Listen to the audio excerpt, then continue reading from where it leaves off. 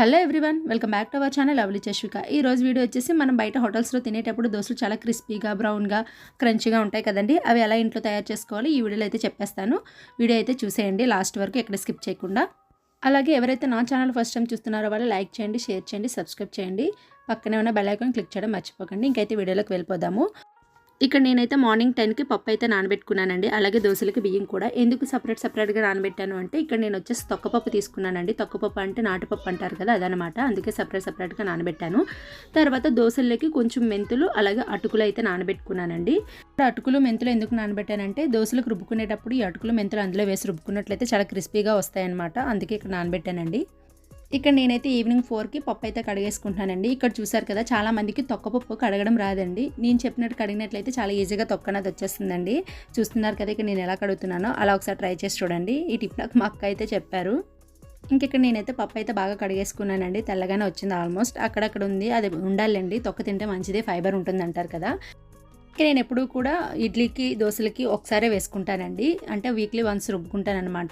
దోశలకి ఇడ్లీకి కలిపి ఒకసారి. రోజు ఒకటే ఏం తింటామని చెప్పేసి ఇడ్లీకి దోశలకి కలిపి వేసుకుంటానండి. ఒక రోజు ఇడ్లీ ఒక రోజు దోశ అనమాట. మధ్య మధ్యలో ఉప్మా కూడా చేస్తూ ఉంటాను. ఇంకా నేను ఇడ్లీ రుబ్బు అయిపోయిన తర్వాత ఇక్కడ దోశల రుబ్బు అయితే వేసానండి. ఇక్కడ దోశల రుబ్బు అయితే అవుతుంది. మనం నైట్ తినాలి అనుకుంటే దోశలు మార్నింగ్ రుబ్బుకోవాలండి. 11కి రుబ్బుకుంటే నైట్కి దోశలు చాలా బాగా వస్తాయి. అదే రేపు మార్నింగ్ అనుకోండి నైట్కి రుబ్బుకోవాలి దోశల పిండి, అప్పుడు చాలా బాగా వస్తాయి అనమాట దోశలు. ఇంకా దోశల పిండి అయిపోయిన తర్వాత నేనైతే ఫ్రిడ్జ్లో పెట్టేశానండి. మార్నింగ్ అయితే గెలగు పొంగిందనమాట. ఇక్కడ నేనైతే రుబ్బును ఒకసారి బాగా కలుపుకొని కొద్దిగా గిన్నెలో అయితే తీసుకున్నానండి. తీసుకున్న తర్వాత అందులో కొద్దిగా సాల్ట్, వాటరు, ఇక్కడ చిన్న టిప్ అయితే చెప్తానండి నేను. షుగర్ అనేది యాడ్ చేసుకోండి. కొంచెం అండి, చాలా కొంచెమే షుగర్ యాడ్ చేసుకోండి.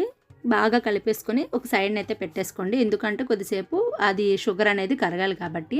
షుగర్ యాడ్ చేయడం వల్ల ఏం జరుగుతుంది అంటే బ్రౌన్గా వస్తుందండి దోశ అనేది, అలాగే క్రిస్పీగా కూడా వస్తుందన్నమాట. మనకు బయట హోటల్స్లో అలాగే కదా ఉంటాయి.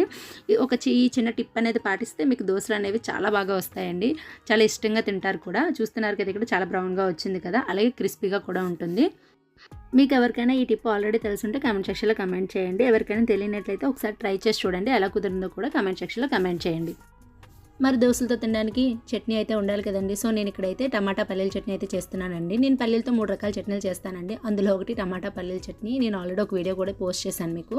నాకైతే చాలా ఇష్టం టమాటా పల్లీల చట్నీ. మీకు ఏ చట్నీ ఇష్టమో కామెంట్ సెక్షన్లో కామెంట్ చేయండి.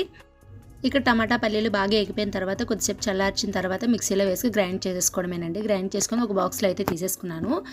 ఇది పక్కన పెట్టుకొని ఇంకా తాలింపు అయితే వేసుకోవాలి కదండి. తాలింపు వేస్తేనే చట్నీ అనేది టేస్ట్ బాగుంటుంది అనమాట. చాలామంది తాలింపు వేసుకోకుండా తినేస్తారు. మేమైతే తాలింపు వేసుకుంటాము. నేను ఎప్పుడు చట్నీలో తాలింపు వేసినా వెల్లుల్లిపాయ అయితే వేయనండి, నాకు ఇష్టం ఉండదు. మా ఇంట్లో కూడా ఇలాగే తింటారనమాట. సో నేను ఎప్పుడు చేసుకున్నా ఇలాగే చేసుకుంటాను చట్నీ. వీడియో ఎలాగుందో కామెంట్ సెక్షన్లో కామెంట్ చేయండి. వీడియో నచ్చితే లైక్ చేయండి, సబ్స్క్రైబ్ చేసుకోండి. Thank you for watching.